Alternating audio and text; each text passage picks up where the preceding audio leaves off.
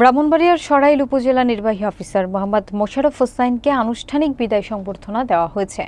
ফেনীর পরশুরাম উপজেলায় বদলি হওয়ায় কালীকচ্ছ পাঠশালা উচ্চ বিদ্যালয়ের পক্ষ থেকে সংবর্ধনার আয়োজন করা হয়। শনিবার সন্ধ্যায় বিদ্যালয় প্রাঙ্গণে আয়োজিত অনুষ্ঠানে বিদ্যালয়ের শিক্ষক, শিক্ষার্থী, কর্মচারী এবং স্থানীয় গণ্যমান্য ব্যক্তিবর্গ অংশ নেন। বিস্তারিত দেখুন শাহগীর মৃধার প্রতিবেদনে।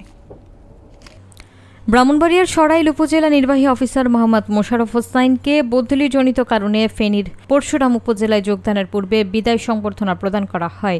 শনিবার সন্ধ্যায় কালীকচ্ছ পাঠশালা উচ্চ বিদ্যালয়ের পক্ষ থেকে আয়োজিত অনুষ্ঠানে সভাপতিত্ব করেন বিদ্যালয়ের অ্যাডহক কমিটির সভাপতি এবং সরাইল উপজেলা বিএনপির সাধারণ সম্পাদক অ্যাডভোকেট নুরুজ্জামান লস্কর তপু।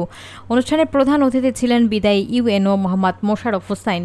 কোরআন তেলাওয়াতের মাধ্যমে শুরু হওয়া অনুষ্ঠানে বক্তৃতা করেন সরাইল থানার ভারপ্রাপ্ত কর্মকর্তা মোহাম্মদ মুর্শেদুল আলম, উপজেলা একাডেমিক সুপারভাইজার ইতি বেগম, উপজেলা মাধ্যমিক শিক্ষক সমিতির সহসভাপতি এবং বিদ্যালয়ের প্রধান শিক্ষক রফিকুল ইসলাম মানিক সহ অন্যান্য শিক্ষক এবং স্থানীয় ব্যক্তিবর্গ। বক্তারা ইউএনওর দায়িত্বকালীন সময়ে প্রশাসনিক দক্ষতা, আন্তরিকতা এবং জনসেবায় তার অবদানের কথা তুলে ধরেন। আপনি যে জায়গায় যাচ্ছেন, আমরা বিশ্বাস করি যদি আমাদের স্থিতিশীল সরকার গঠিত হয়, আপনাকে দেখা গেল প্রধানমন্ত্রী কার্যালয়ে নিয়ে যেতে পারে।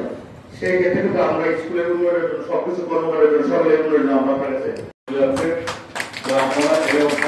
মানুষকে আমরা আমাদের ক্যারিয়ারটুকু আসুক, তবে এই ক্যারিয়ারটুকু আসবে কিভাবে এটা যদি আপনারা যদি মনে করেন, তা আমি এখানকার প্রায় সময় দেখি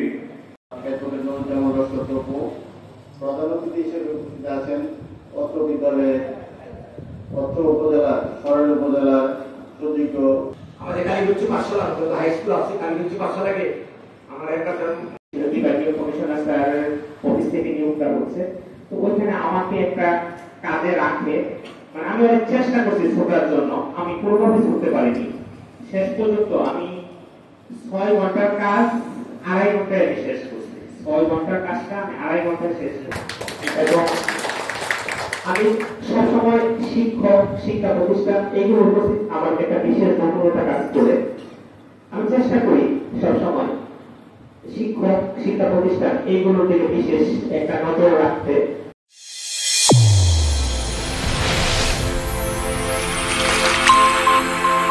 চ্যানেল A1 হৃদয়ের স্পন্দন।